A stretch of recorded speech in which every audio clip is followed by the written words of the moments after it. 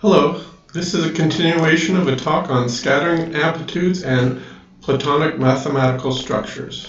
So in part 1, I gave a talk recapping what Nima Arkani Hamed from the Institute of Advanced Study at a recent Amplitudes conference talked about. And in that talk, he was talking about scattering amplitudes, and he's looking for new mathematical structures. So in this talk, we'll delve into some mathematical structures in the Platonic world of ideas. So again, to recap, he says he's looking for new kinds of mathematical structures in the Platonic world of ideas that have this property that there are a set of objects that are indexed by n that is going to be the number of particles that needs to have this property that when you go to the boundary of the object, the boundary has to factorize into the product of other objects of the same type that you have seen before. And that should be a feature of the geometry.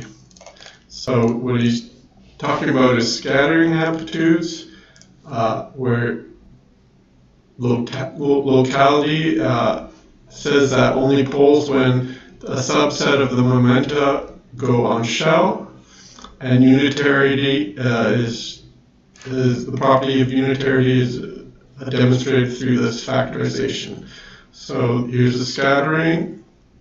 When the p squared is equal to m squared, you get a pole, and it factorizes into these two lower point amplitudes. And over here, we have, again, the scattering of 4 particles, where two particles come in, generates a virtual particle m, and that which propagates a certain distance, and then that decays into particles 3 and 4. So that's depicted by this shape here, given by points 1, 2, 3, 4, and this point on the inside would be this virtual particle m, and when that particle goes to the boundary of the shape, then the virtual particle becomes real, and we get a pole.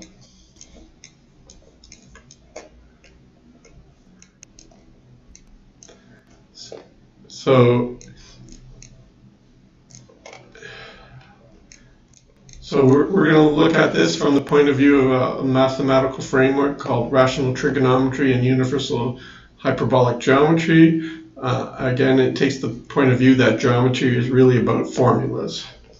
So it's geometry looked at algebraically, with algebraic expressions that capture relationships between geometrical concepts. So we'll start here with this diagram. The unit spheres in Minkowski space-time is shown in this diagram on the right. So, and you have this metrical structure here, where ds squared is equal to dx squared plus dy squared plus dz squared minus dt squared. So that's the metrical structure. And on the left is a Euclidean metrical structure. So he's saying the Minkowski space-time has, in some sense, 3 different kinds of spheres, depending on whether the distance squared from the origin is positive, negative, or 0, as shown on the right. So this hyperboloid of one sheet is in red. That's a positive ds squared. The negative is the blue. It's a hyperboloid of 2 sheets. Is this blue shape here. That's a hyperboloid of 2 sheets, and that has a negative value of ds squared, and 0 is this cone shape. And for comparison, the unit sphere of Euclidean space is drawn on the left. So here we have a Euclidean sphere on the left with this metric here. ds squared is equal to dx squared plus dy squared plus dz squared plus dw squared. Okay, and we're be talking about hyperbolic geometry. So we'll first talk about the Beltrami Poincare disk model of hyperbolic geometry. That's given by this interior of this disk here, and the disk is at infinity. And that we get that by setting the origin down here and looking up at the upper hyperboloid of two sheets, this upper sheet here, and when the origin is down here and you have planes through the origin that slice through this hyperboloid of two sheets, the upper hyperboloid, then you get these curve shapes here that meet the boundary at right angles. So that's a conformal model of hyperbolic geometry. An alternative model is the Beltrami-Klein model of projective geometry, or that's a projective model. And with that model, what they're doing, it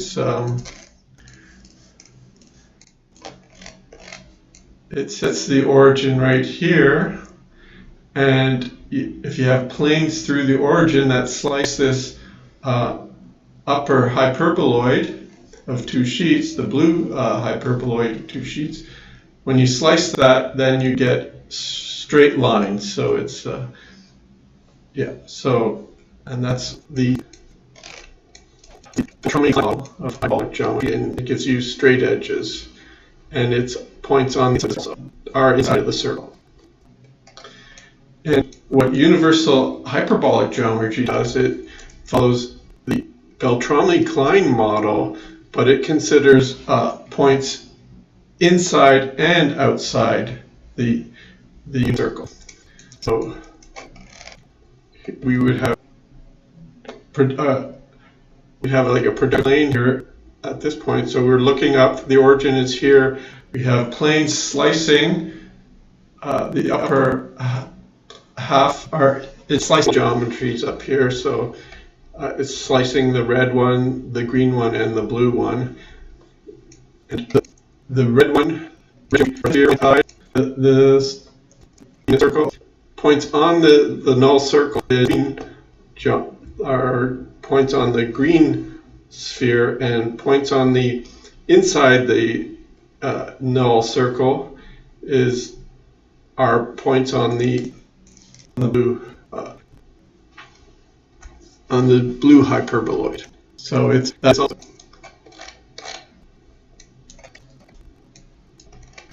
that's a projective geometry. Hyperbolic is geometry. Points inside, on, and outside. Okay, a basic background of universal hyperbolatry.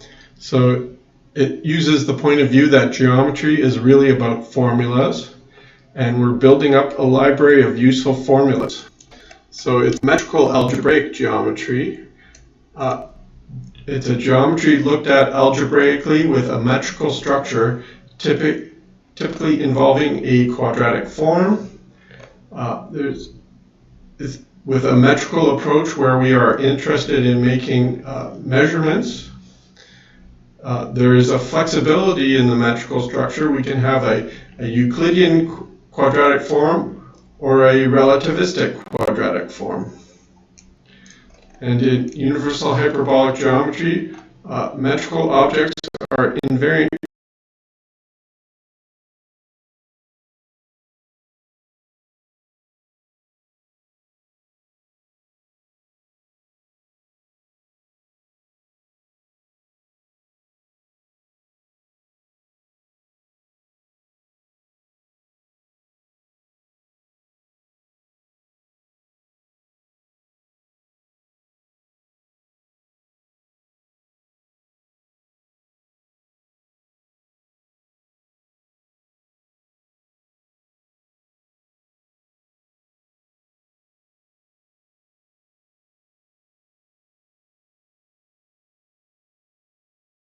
are invariant quantities that are building blocks for other invariant quantities.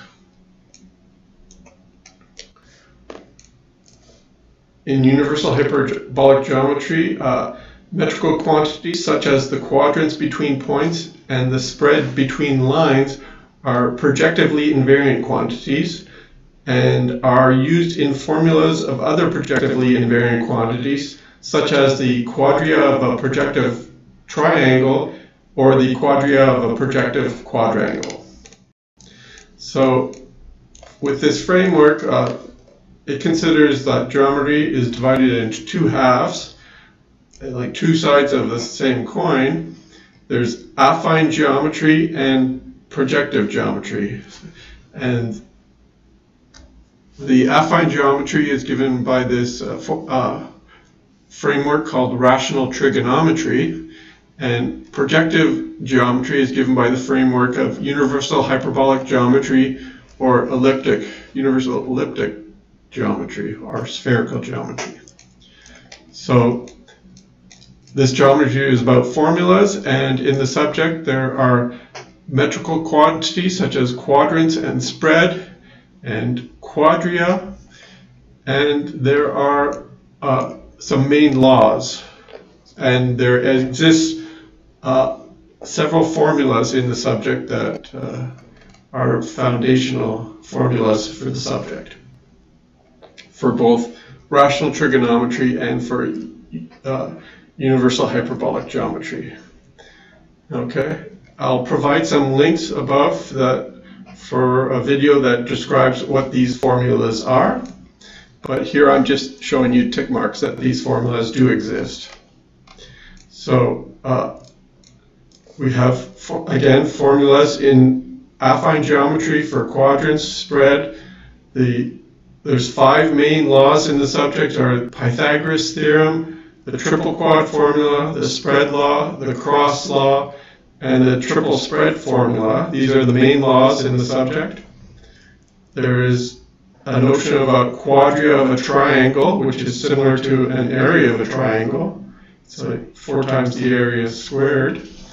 And there's also a concept of a quadria of a quadrilateral in affine geometry. In projective geometry, we have formulas for quadrants and spread, and the 4 main laws in the subject are Pythagoras' theorem, the triple quad formula, the spread law, and the cross law. We have formulas for the quantities, the quadria of a triangle and its dual, the quadrille of a trilateral. So these are dual quantities, and the quadria of a triangle is the most important projectively invariant triangle invariant. And also new into the subject, or a new development, is this quadria of a triangle, which is also a projectively invariant quantity, and its dual, the quadrille of a quadrilateral. And I will provide references. Here's some references. For rational trigonometry, the subject of rational trigonometry, it's this book called Divine Proportions, Rational Trigonometry to Universal Geometry by Norman Wildberger. For projective geometry and universal hyperbolic geometry, the main reference is this paper, Universal Hyperbolic Geometry 1, Trigonometry. Another reference is the YouTube channel Insights into Mathematics, and I'll provide a link here to that. Also, this video entitled Universal Hyperbolic Geometry, the Quadria of a Projective Quadrangle. Here's the YouTube link for it, and I'll provide a link to that also in the description at the end of the video. On this YouTube channel, Insights into Mathematics, we have these videos for the quadria of a quadrilateral in affine geometry. So there's the cyclic quadrilateral quadria theorem. That's in the video Math Foundations 127A and Math Foundations 127B. And the video Math Foundations 132, there's the video, the Brett Schneider-von Stout formula for the quadria of a quadrilateral. That's the affine quadrilateral, the quadria of the affine quadrilateral. Okay, so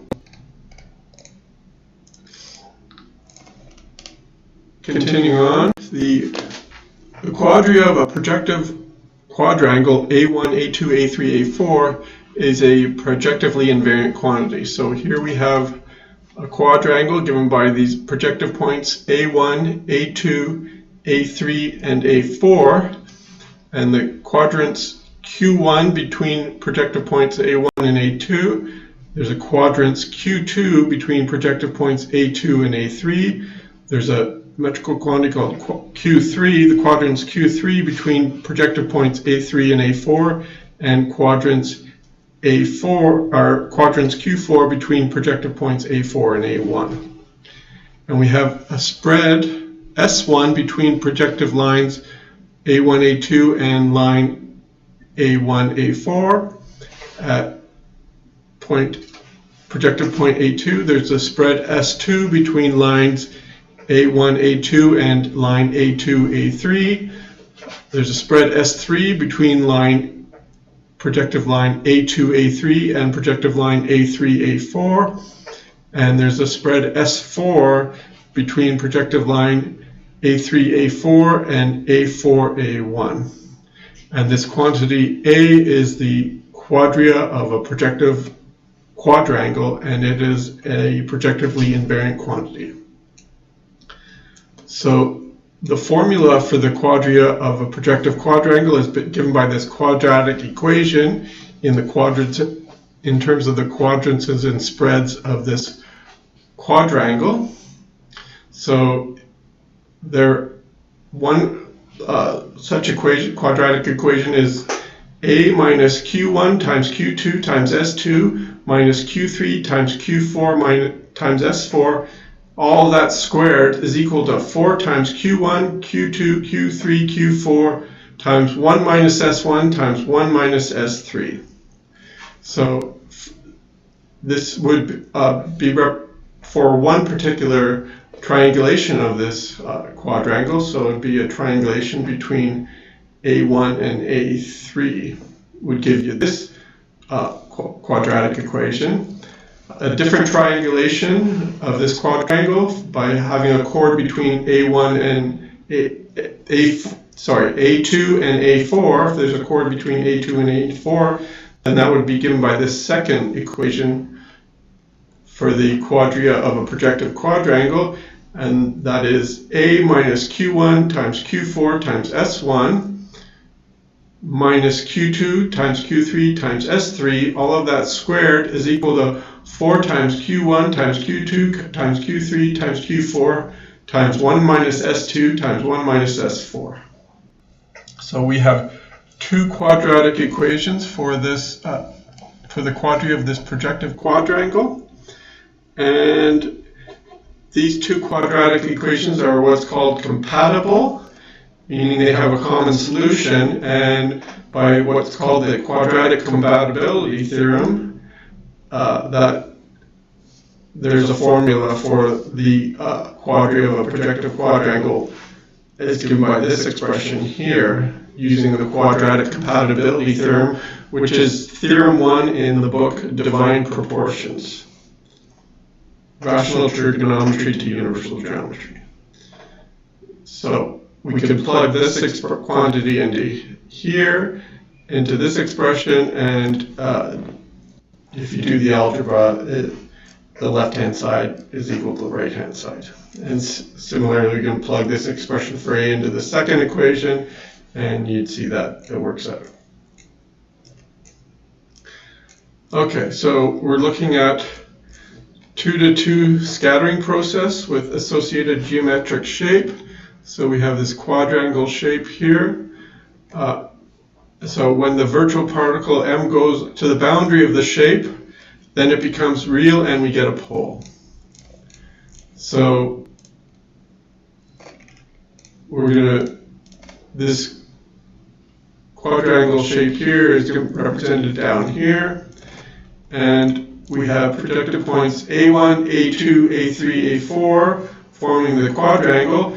And then we have a point A5 in general position inside the quadrangle. and that would represent M. This point A5 would correspond to the point M, the virtual particle in the shape, in the quadrangle. So what we're going to do is we will create an alternate form for the formula for the projective quadrangle based on this triangulation here on the left, and see what happens when the internal point A5 approaches the boundary of the projective quadrangle A1, A2, A3, A4. So we're just going to come up with an alternate form of the formula for the quadri of a projective quadrangle, this equation 1 here, or equation 2. And then we're going to move the point A5 to the boundary and see what happens. So one of the main laws in universal hyperbolic geometry is called the spread law, and the spread law is given here. I guess we have 4 equalities here, one for each triangle in this triangulation. So the first one here is for triangle A1, A2, A5, and that says that by the spread law, it says that Q1 divided by U1, U is the spread. Oh, let me first talk about what these are. So A1, A2, A3, A4 are projective points. Q1, Q2, Q3, Q4 are spreads, are quadrances, sorry.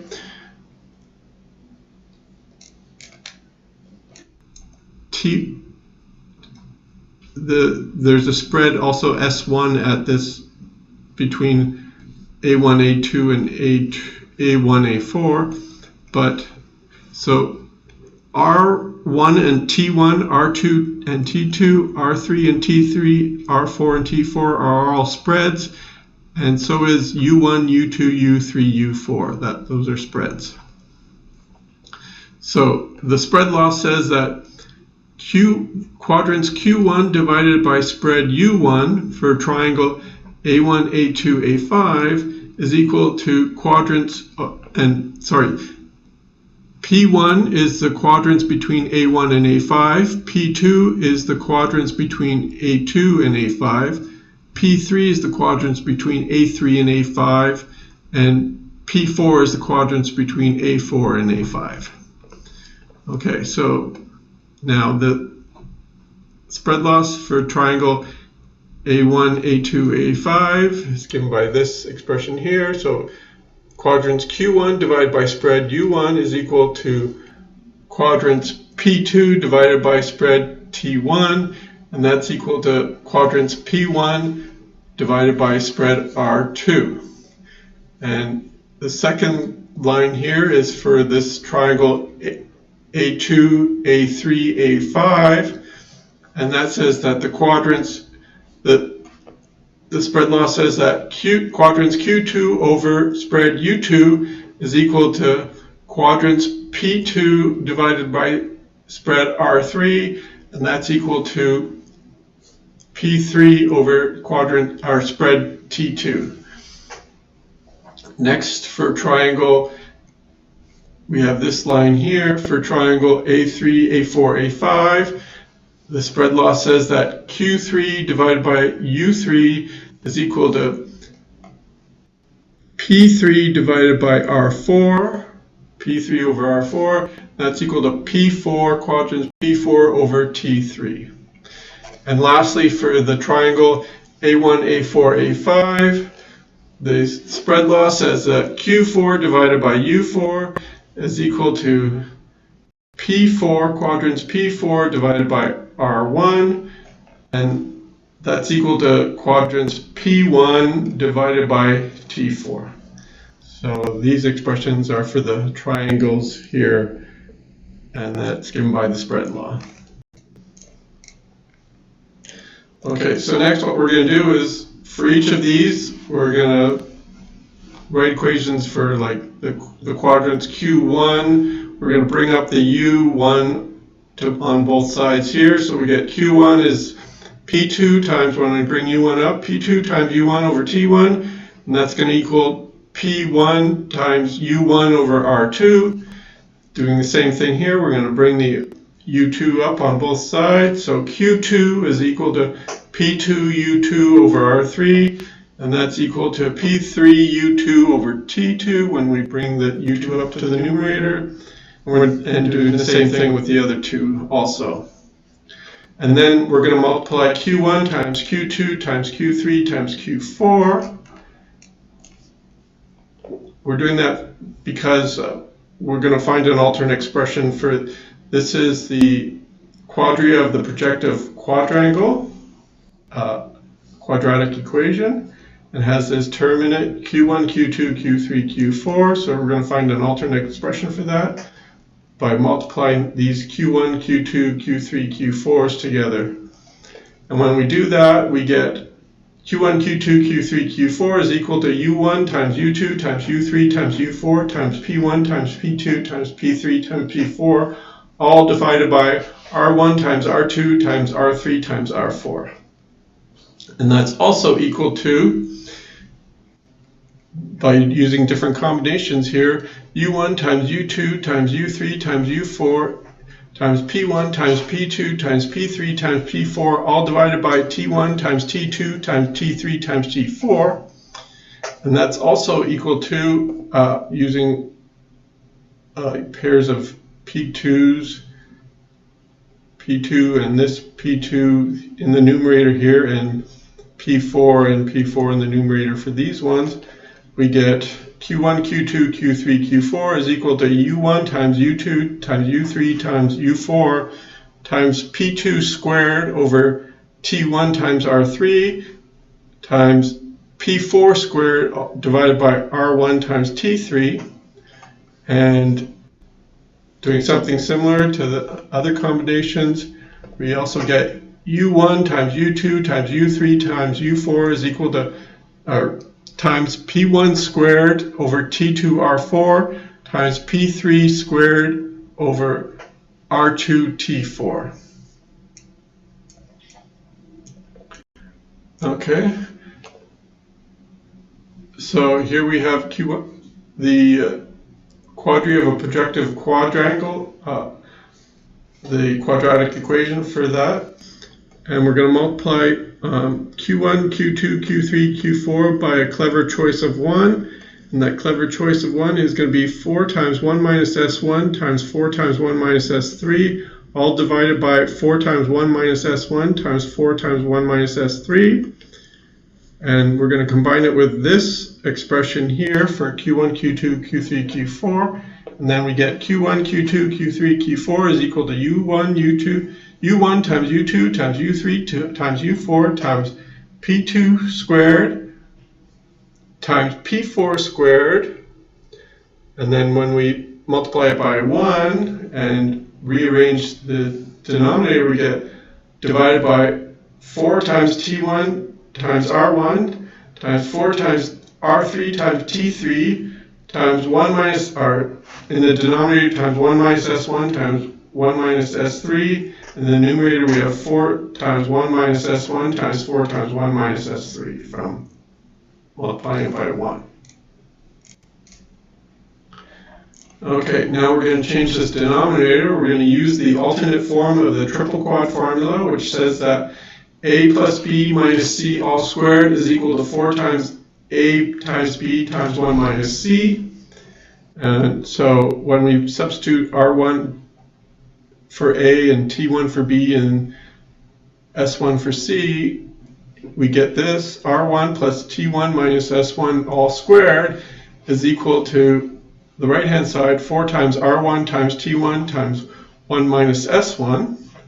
And then we're going to do the same thing again, where A is equal to R3, B is T3, and C is S3. So we're just using the alternate form of the triple quad formula. We have R3 plus T3 minus S3 all squared is equal to 4 times R3 times T3 times 1 minus S3.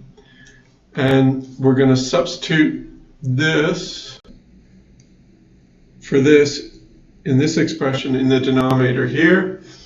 So we get Q1 times Q2 times Q3 times Q4 after we substitute it in here. After we substitute this into equation 2, we get Q1 times Q2 times Q3 times Q4 is equal to 16 times U1 times U2 times U3 times U4 times P2 squared times P4 squared times 1 minus S1 times 1 minus S3, all divided by R1 plus T1 minus S1 squared times R3 plus T3 minus S3 squared in the denominator. Now we're going to substitute this equation 3, this is equation 3 now, into equation 1, which is this equation here is equation 1, which is the quadratic equation for the quadria of a projective quadrangle. So we're going to replace Q1, Q2, Q3, Q4 in that, in the substitution, and we get A minus Q1 times Q2 times S2, A minus Q1 times Q2 minus S2 minus Q3 times Q4 minus S4 all squared is equal to 64 times U1 times U2 times U3 times U4 times P2 squared times P4 squared times 1 minus S1 squared times 1 minus S3 squared, all divided by R1 plus T1 minus S1 squared times R3 plus T3 minus S3 squared in the denominator. So this is an alternate form of the quadria of a projective quadrangle formula. It's also a quadratic equation. And using similar reasoning with a different triangulation, we also get this equation here. So if we follow the same procedure, we can get to this equation, but we'd be using this expression here and the other equation for the quadria of the projective, equation 2 of the quadria of the projective quadrangle. We would get this expression here. So we have the second quadratic equation is A minus Q1 Q4 S1. A is the quadria of a projective quadrangle. So it's A minus Q1 times Q4 times S1 minus Q2 times Q3 times S3 all squared is equal to 64 times U1 times U2 times U3 times U4 times P1 squared times P3 squared times 1 minus S2 squared times 1 minus S4 squared, all divided by R2 plus T2 minus S2 squared times R4 plus T4 minus S4 squared. So we have these two new alternate forms of the quadratic equation. So, and now we see that these equations 4 and 5 seem to meet the criteria for looking for, the equations 4 and 5 seem to meet the criteria we were looking for, and namely, we have a geometric shape indexed by n equals 4 particles that has the property that when you go to the boundary of this object, it has to factorize into the product of two other objects of the same type that you've seen before. And that should be a feature of the geometry, and this is what we are seeing. So we see at the right-hand side here, this quantity R1 plus T1 minus S1. When you go to the boundary of the shape, this becomes 0, or one of these two becomes 0 if you go to the boundary of one of the shape, any of the boundary of the quadrangle. Similarly, in this expression down here, if you go to the boundary, then one of these will become 0, and so that's a pole. And then what we're left is this expression on the top, and this amount in the denominator, and we see that that naturally can be divided into two, factorized into two pieces. So